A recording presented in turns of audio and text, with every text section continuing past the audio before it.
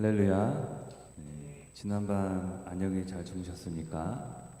네, 잠에서 깨어나는 것이 기도의 시작입니다. 몸을 깨우고 또 정신을 깨우고 또 우리 영을 깨우죠. 네, 그런 의미에서 한번 스트레칭 한번 해볼까요? 네, 목도 좀 돌리고요. 네, 몸이 좀 깨어나고 또 정신이 깨어져야 하죠. 네, 이제 조금 깨어나셨죠? 네. 베드로전서 4장 7절에 만물의 마지막이 가까이 왔으니 그러므로 너희는 정신을 차리고 근신하여 기도하라라고 말씀합니다. 정신이라는 이름을 가진 집에 전을 해서 묻는다고 그러죠. 정신 있어요? 정신 없어요? 정신이 나갔어요? 그러한 말에 정신이 집에 없자 정신이 없어요 라고 대답했다는 것이죠. 어떤 분들은 하루하루 정신없이 살아갑니다. 이런 분들이 계시다면 오늘 잠시 기도의 자리에 앉으신 여러분들은 정신을 잘 차리셨습니다. 코로나로 인해 그리고 여러 가지 기후 변화와 또 예측할 수 없는 미래와 현재 어떤 안전 불감증에 또 시달려 있고 또 정신이 지쳐가는 이 시대 가운데서 기도함으로 몸을 깨우고 그리고 정신을 깨우고 우리의 잠자는 영을 깨워서 오늘도 나와 동행하시는 보혜사 성령님과 함께 기상인사 하나님 앞에 올려드리면서 말씀으로 깨우치며 일상을 은혜로 살아가는 저와 여러분 되시기를 소망합니다. 우리 다 함께 435장 나의 영원하신 기업으로 하나님께 영광 올려드리겠습니다.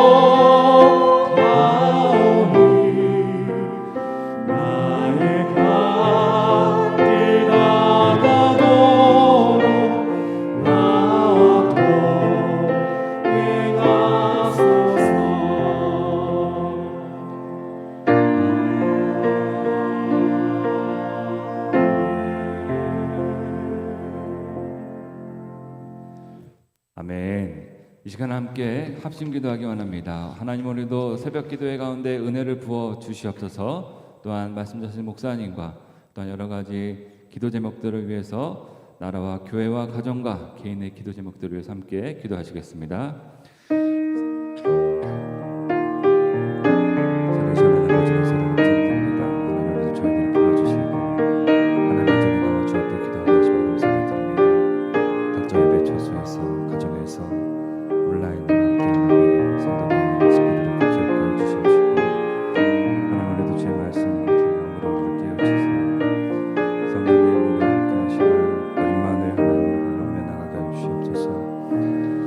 아버지 하나님, 이 나라 민족을 긍휼히 여겨주시옵시고 코로나로 인해 고통받고 있는 주여 사람들이 있습니다. 아버지 하나님께서 치유하시고 회복시켜주시고 이 나라를 주님께서 긍휼히 여겨주시옵소서. 아버지 하나님, 또한 이 땅을 주께서 허락하여 주셔서 세우신 교회 위에 하나님의 영광이 가득 넘치게 해주시고 주님의 축복과 하나님의 영광이 회복되게 하여 주시고 하나님, 세상의 빛과 소금이 되는 귀한 교회가 되게 하여 주시옵소서. 아버지 하나님, 또한 우리 각 가정을 주께서 기억하여 주시고 가정마다 기도 제목들이 있습니다. 하나님께서 응답하여 주시옵소서. 아버지, 또한 개인의 기도 제목들을 들어 응답하여 주시고 하나님의 일을 우리가 보게 하여 주시옵소서. 성령님, 오늘도 우리와 함께하여 주시고 기도하는 힘을 주시며 기도하는 가운데 하나님이 주시는 그 은혜와 전면 사들로 가득 채워 주시옵소서. 하나님, 오늘도 주님 바라보며 나아가오니 성령이 위하여 주시고 우리 모든 찌꺼기들이 예수 그리스도의 보혈로 하나님의 은혜로 씻기고 하나님의 앞에 정결함으로 있는 귀한 시간 되게 주시옵소서.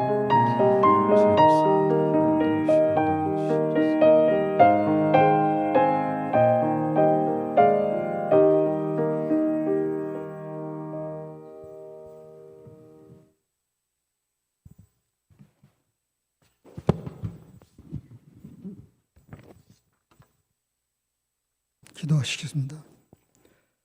나는 내게 부르짖으라. 내가 내게 응답하겠고 내가 알지 못하는 크고 놀라운 비밀을 보여주리라. 에베네zer 하나님, 이른 아침에 모두를 위해 기도하게 하시니 감사드립니다. 우리의 죄악을 용서해 주시고 진심으로 회개하는 진실된 마음을 주님 허락해 주시옵소서. 주님, 부르짖어 기도할 때 하나님은 응답하시고 크고 은밀한 일을 보여주시겠다고 하셨습니다. 기도를 통해 하나님의 크고 놀라운 비밀을 행하실 일을 보게 하여 주시옵소서. 기도하는 사람은 망하는 법이 없고 부르짖어 기도하는 사람은 어려운 일을 만날지라도 피할 길을 열어주신다고 말씀하셨습니다. 그러므로 하나님은 부르짖어 기도하라고 우리에게 말씀하셨습니다. 부르짖어 기도할 때 병든 몸이 치유되는 역사가 일어나고 이런 것을 되찾을 수 있고 부르짖어 기도할 때 실패한 사람이 성공하도록 도와주시고 문제를 해결해 주신다고 말씀하셨습니다. 기도를 통해 하나님의 역사와 일하심을 보게 하신다고 늘 말씀하셨습니다. 10년 동안 걱정하는 것보다 10분간 부르짖어 기도하는 것이 훨씬 낫다고 하셨습니다. 그가 내게 간구하리니 내가 그에게 응답하겠고 그들이 환난 당할 때에 내가 그와 함께하여 그를 건지고 영원하게 하리라 하셨습니다. 머리로 기도하지 말고 가슴으로 뜨겁게 기도하게 하시고 그냥 기도하는 것이 아니라 두 손 들고 겸손한 마음으로 무릎 꿇고 기도하게 하옵소서. 주님 교회를 위해 기도하게 하시고 사탄막이 근접하지 못하도록 악한 영들이 넘보지 않도록 눈물로 부르짖어 기도하게 하옵소서. 모든 것 다 주님 앞에 내려놓고 진정으로 기도하게 하옵소서. 주님, 코로나로 인해서 탄식하지 않게 하시고 이 기간 중에 연단을 받아 도약하는 우리의 신앙생활이 되도록 용기를 주시옵소서. 전 교회가 한마음 한뜻으로 하루속히 코로나가 종식되도록 힘써 기도하게 하옵소서. 각 가정에서 함께 드려지는 예배에 함께 하셔서 그곳에도 성령님의 임재가 충만케 하여 주시옵소서. 주님, 문제 해결을 위해 기도합니다. 이 고통의 시간이 빨리 지나가도록 온전히 잘 정리되도록 역사하여 주시옵소서. 다툼이 없게 하시고 모든 사람이 상처받지 않고 예배가 해방되지 않고 은혜스럽게 정리될 수 있도록 주님의 방법으로 해결해 주시옵소서. 교회의 존립이 흔들리지 않도록 주님 인도해 주시고 길을 열어 주시옵소서. 모두가 은혜 넘치는 예배의 그날을 기대하며 기도합니다. 응답해 주시옵소서. 주님, 목회자를 위해 기도합니다. 교회를 무너뜨리기 위한 사탄의 타켓 1호가 목회자라고 하였습니다.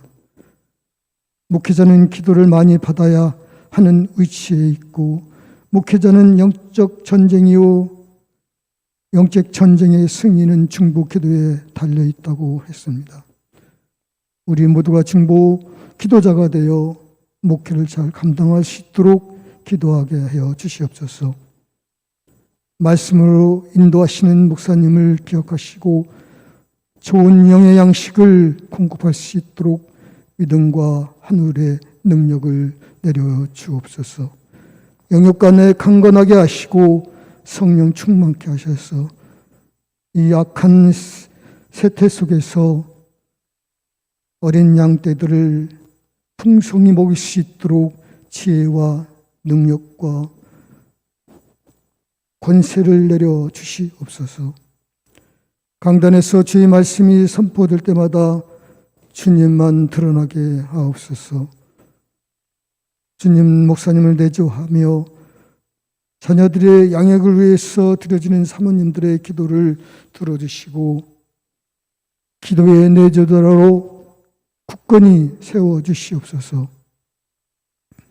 새벽 제단을 섬기는 모든 손길들을 기억하여 주시옵소서. 주님, 간구합니다. 코로나로 인해 교회 출석을 못하고 각 가정에서 교회를 향해 무릎 꿇고 진정으로 기도하게 하옵소서. 새벽 예배 기도회 동안 오가는 발걸음을 지켜주시고 인도해 주시기를 간구하며 살아계신 예수 그리스도의 이름으로 의지하고 의지하며 기도합니다. 아멘.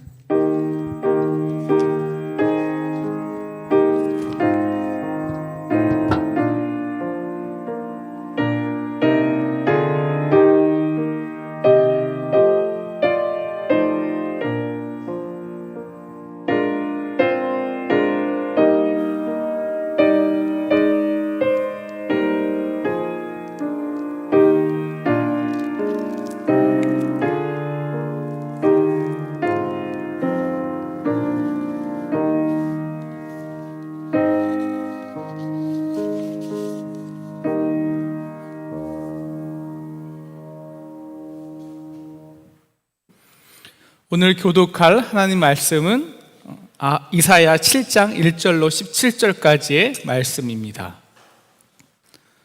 이사야 7장 1절로 17절까지의 말씀입니다. 우리 방송을 보시는 분들도 함께 교독해 주시면 감사하겠습니다. 우시아의 손자요 요담의 아들인 유다의 아하스 왕 때에 아람의 르신 왕과 르알리아의 아들 이스라엘의 베가 왕이 올라와서 예루살렘을 쳤으나 능히 이기지 못하니라.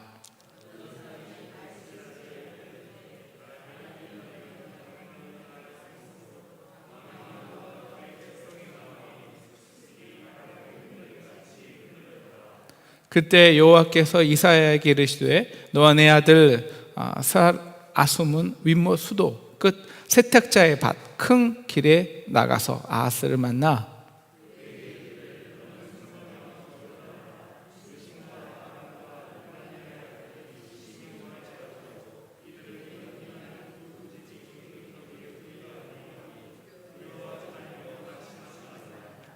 아람과 에브라임과 르말리아의 아들이 악한 꾀로 너를 대적하여 이르기를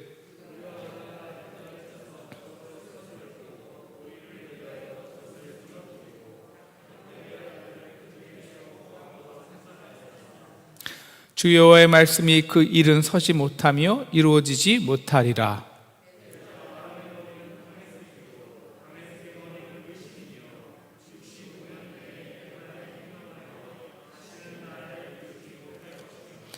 에브라임의 머리는 사마리아요 사마리아의 머리는 르말리아의 아들이니라. 만일 너희가 굳게 믿지 아니하면 너희는 굳게 서지 못하리라 하시니라. 너는 내 하나님 여호와께 한 징조를 구하되 깊은 데에서든지 높은 데에서든지 구하라 하시니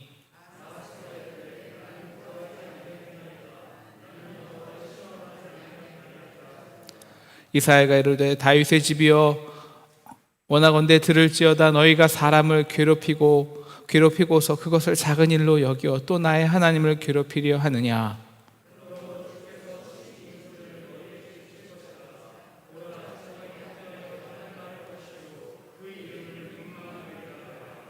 그가 악을 버리며 선을 택할 줄 알 때가 되면 엉긴 젖과 꿀을 먹을 것이라.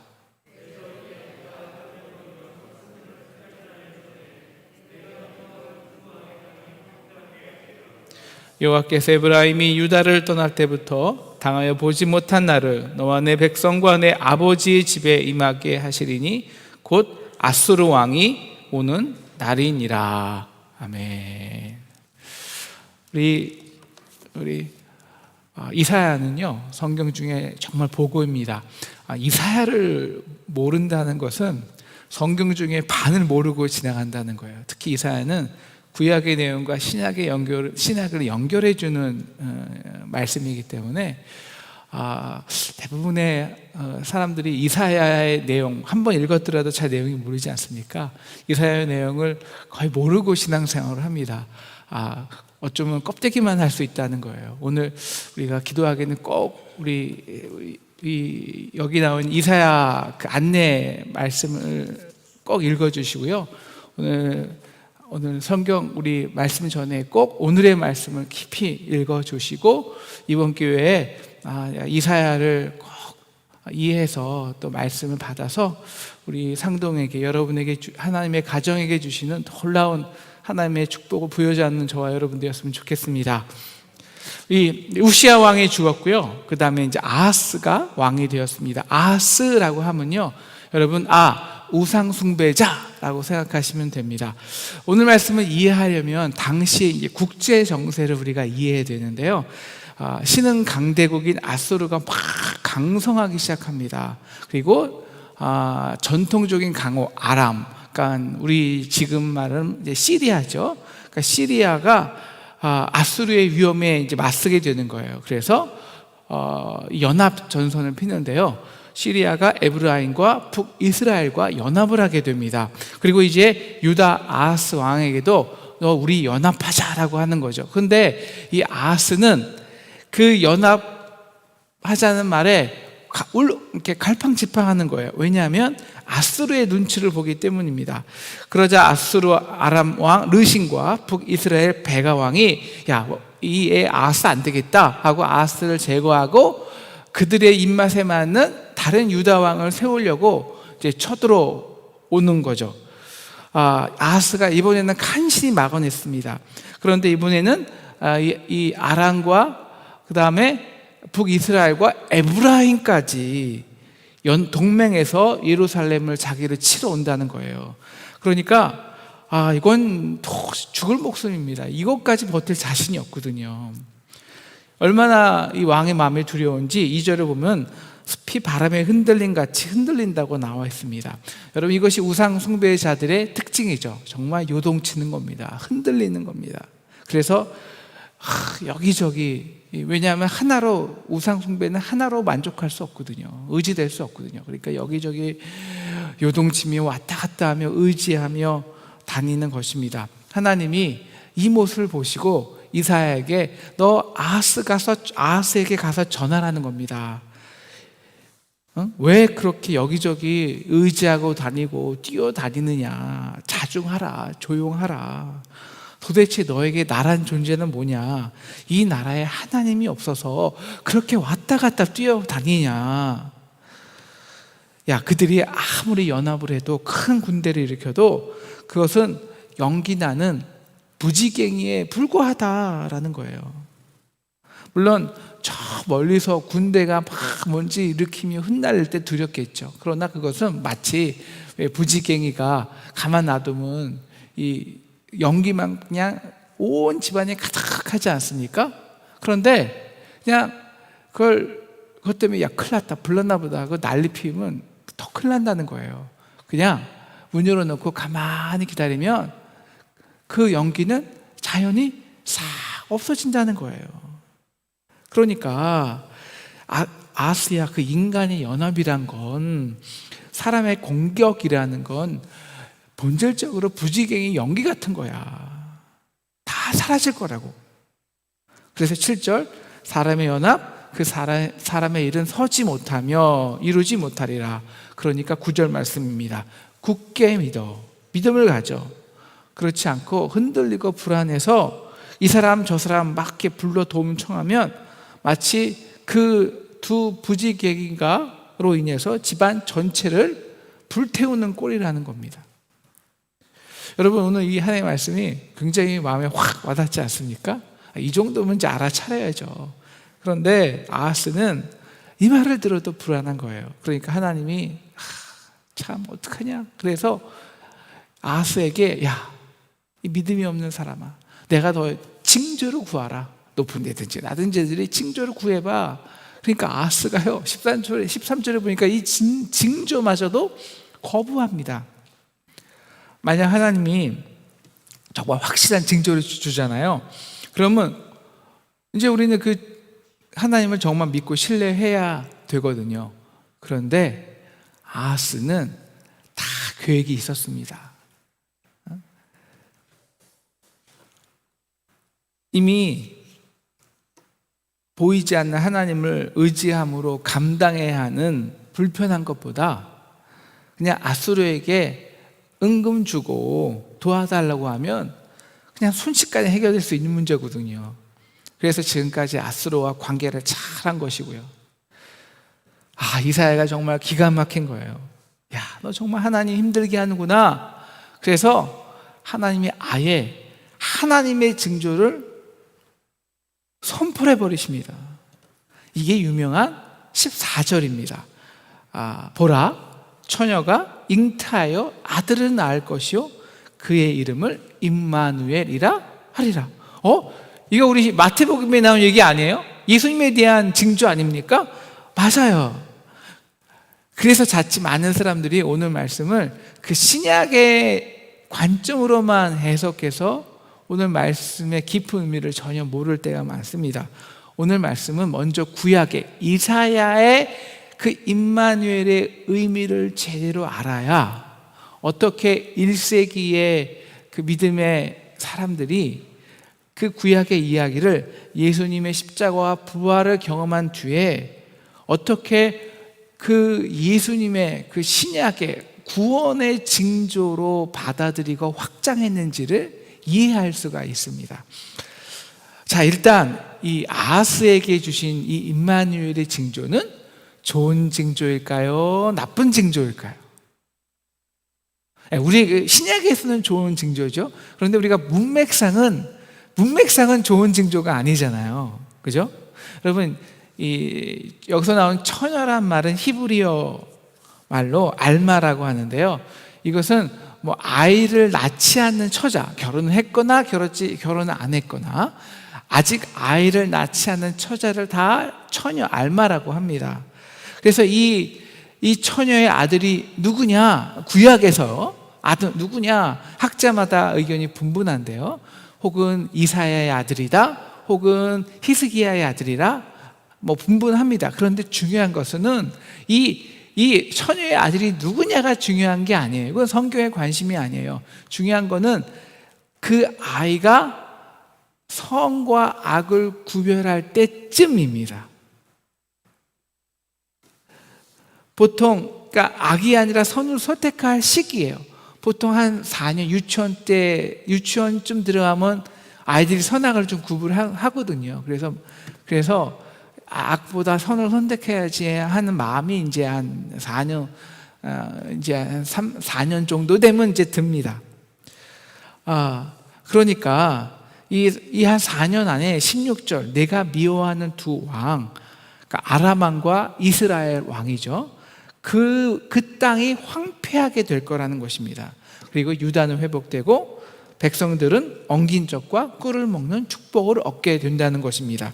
그래서 유다 사람들이 그 아이를 보고, 이제 4년 된 아이를 보고 어떻게 부르냐면 임마누엘이라고 부르는 겁니다. 야, 하나님이 우리와 이렇게 함께 하셨어.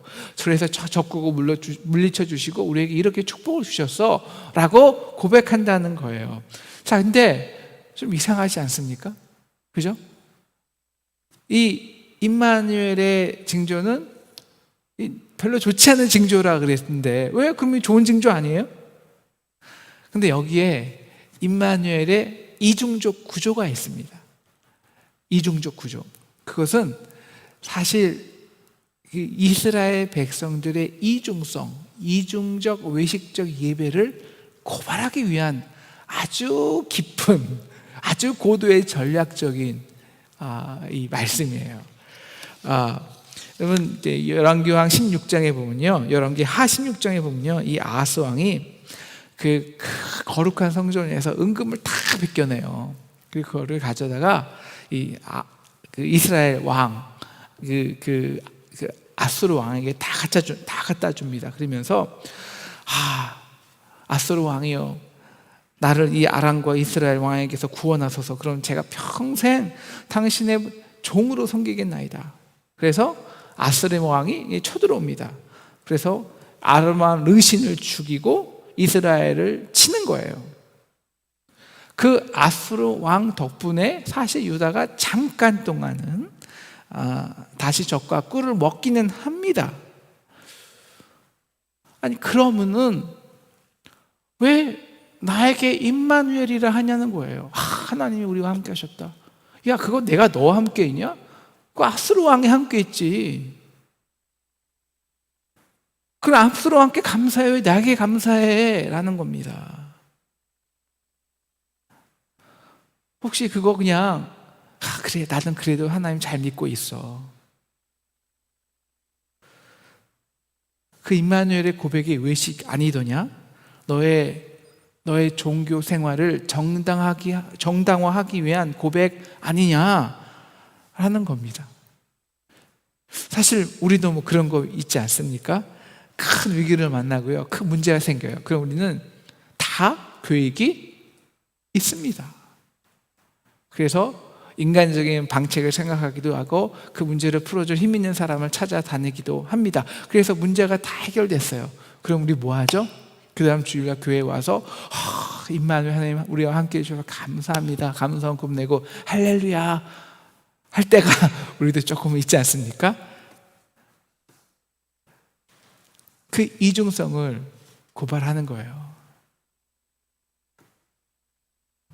그래서 하나님이 이제 아하스와 그 백성에게 하나님이 나와 함께 하신다, 그 임마누엘의 정확한 의미를 가르쳐 주겠다는 겁니다. 그래서 17절이죠. 이제 아수르 왕이 벌떼가 촌다. 너희가 그렇게 의지했던 아수르 군대를 마치 이 땅의 벌을 부르듯이 벌떼같이 불러서 마음껏 너희의 그 유다의 땅을 유린하도록 만들겠다. 그래서 너희가 신뢰했던 아수르 왕에게 처참히 너희 땅도 황폐해지는 심판을 불러오겠다라는 거예요. 그래서 말씀하신 것처럼 그 아람 왕 르신과 이스라엘 왕 그 배가는 그냥 이렇게 부지깽이에 불과한데, 그 가만히 놔두면은 그냥 다 사라지는 것인데, 하나님 의지하지 못하고 오히려 아수르를 불러들여서 집안 전체를 태워 먹은 꼴이 되게 하겠다라는 라는 말씀이죠. 이것이 이사야의 임마누엘의 이중적 구조입니다. 야, 앗소르를 의지했으면서 하나님이 나와 함께 하셨어? 하나님의 존재가 그렇게 너희 마음대로 할 수 있다, 할 수 있는 그런 존재냐? 너희가 그렇고 원할 때는 입술로 찬양하고 예배하고, 그래서 너희가 마음 원할 때는 그렇게 하나님 마음껏 이 성전에 계시는 것 같고, 또 너희가 세상 의지하고 싶을 때는, 원치 않을 때는 우상처럼 저 옷장에 파묻어두는 하나님이 그런 하나님 아니라는 겁니다. 언제나 너희와 함께한다. 그것은 언제나 불꽃 같은 눈으로 너희를 감찰하신다는 거예요. 너의 심정을, 중심을 보신다는 겁니다. 그래서 하나님이 진짜 함께하면 너희의, 우리의 그런 이중성, 이중적 형식적 예배를 심판하실 수밖에 없다라는 겁니다. 그래서 이제 4년 안에는, 그러니까 4년 안에는, 물론 그 4년에는 맨 처음에 임마누엘, 하나님 우리와 이렇게 함께 해주셨어요, 우리의 기대대로 될 때 그런 우리의 임마누엘을 외치지만, 진짜 4년, 그것이 4년일까 5년일지 모르겠지만 그 아이가 선을 선택할 시기쯤에는 바로 이스라엘 백성은 그 아이를 임마누엘, 임마누엘이라 할 것입니다. 두려워하면서, 심판받으면서, 정말 거룩한 하나님이 우리와 함께 하시면 죄인된 우리는 죽을 수밖에 없습니다 고백할 것이라는 겁니다. 그럼 또 궁금해지는 것이 있죠. 아니, 그럼 왜 분명히 이 구약의 임마누엘은 심판의 의미인데 왜 예수님 당시 신약에서는, 마태는 임마누엘을 구원의 의미로 사용하였을까요? 그것은 두 가지 사실 때문입니다. 바로 아스 때는 분명히 임마누엘은 심판이죠. 그런데 그것으로 끝날까요? 하나님이 그래 나 너 심판해서 땡 하고 그냥 끝날까요? 아니라는 겁니다. 하나님은 그 이후에도 이스라엘을 위해서, 유다를 위해서 계속 열심히 일해 오셨다는 겁니다. 이스라엘과 유다는 앗소르를 통해서 심판하신 하나님만 경험하지 않았습니다. 바로 얼마 지나지 않아서 히스기야 왕 때, 이번에는 이스라엘, 유다의 백성과 히스기야가 진심으로 하나님만을 의뢰하고 온전히 벽을 향하여 세상 아무것도 의지 않고 하나님만을 바라보자. 어떻게 됐습니까? 하루아침에 하나님이 아수르 군대를 18만 5천 명을 진멸시켜 버렸어요. 그래서 아수르 왕이, 아수르가 완전히 멸망해 버렸습니다. 그건 진짜 임마누엘을 경험한 거죠. 그런데요, 이번에는 이 히스기야가 그런 임마누엘을 경험하고도 또 마음이 완악해져요. 그래서 이번에는 바벨론을 스스로 불러와요. 바벨론. 그래서 결국 유다는 바벨론에게 망하게 되죠. 망했습니다. 바벨론에게. 끝입니까? 그 역사가? 아니죠. 오히려 그 역사는 더 깊어집니다. 하나님이 우리와 함께 하신 역사는.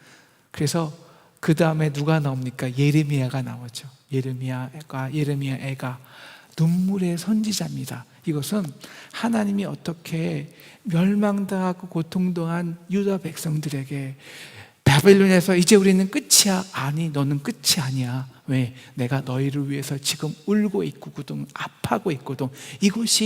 이게 너의 희망이거든. 이것이 예레미야예요.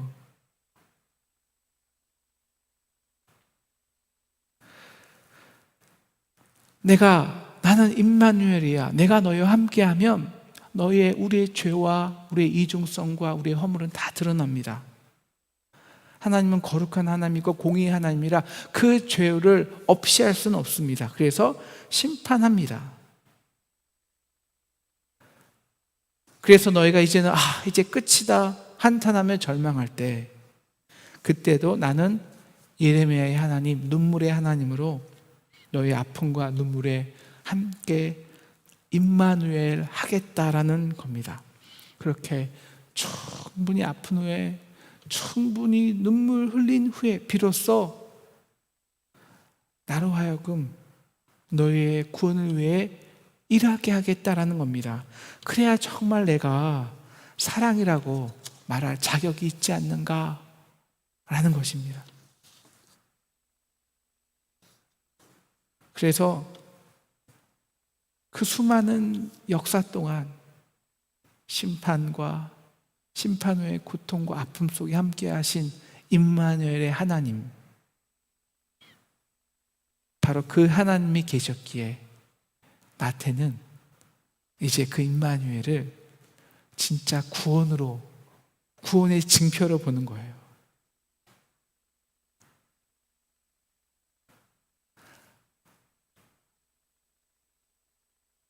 예수의 이름은 임마누엘입니다.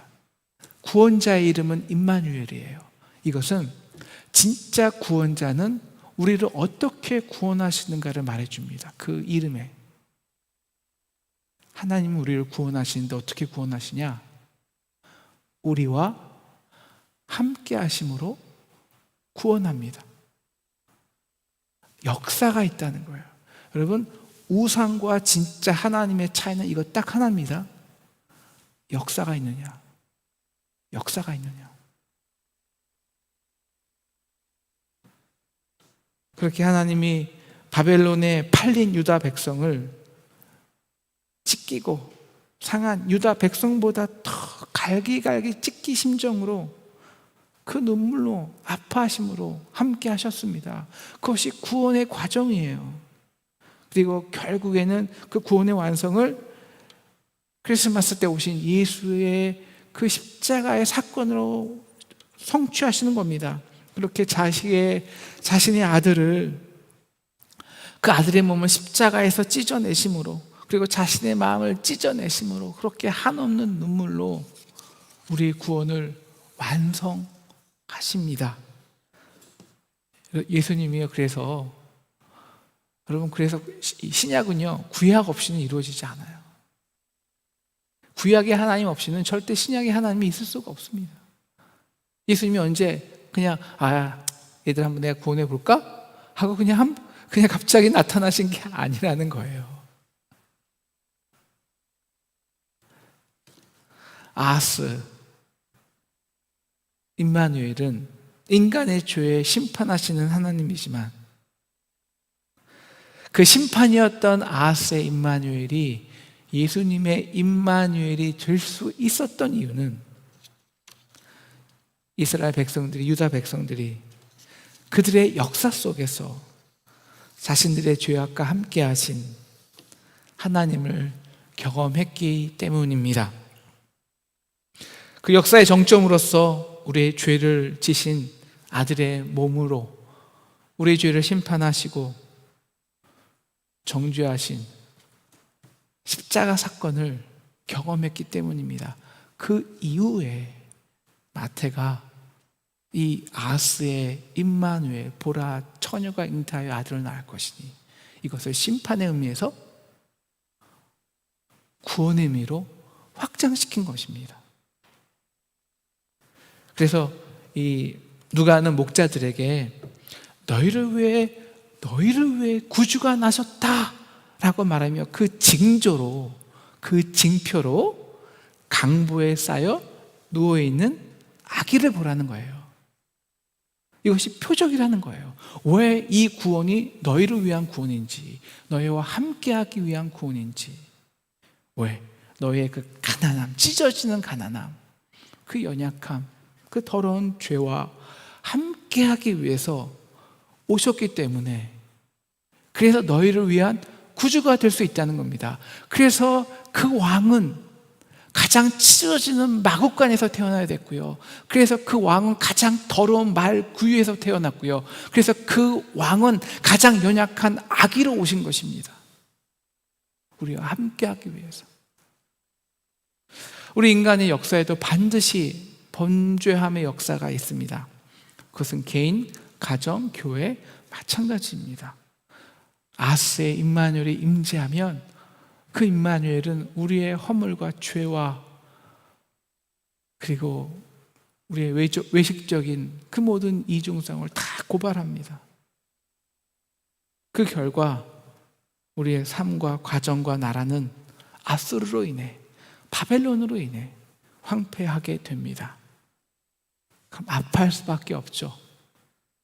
여러분도 그렇게 아파하십니까?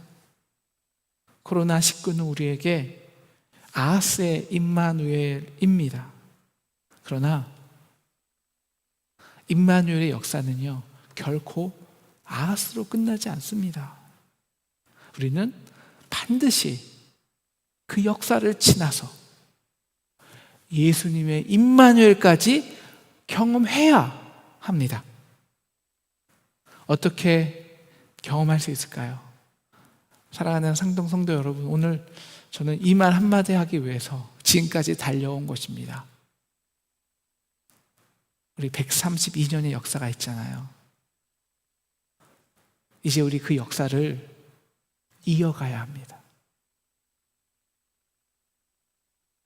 여러분, 이제 얼마만큼 믿으셨습니까? 1년 믿으셨습니까? 그 문제가 생기고 나서, 아수르가 오고 나서 이제 2년째 기다리십니까? 적어도 4년은 기다려 봐야 돼요. 아이가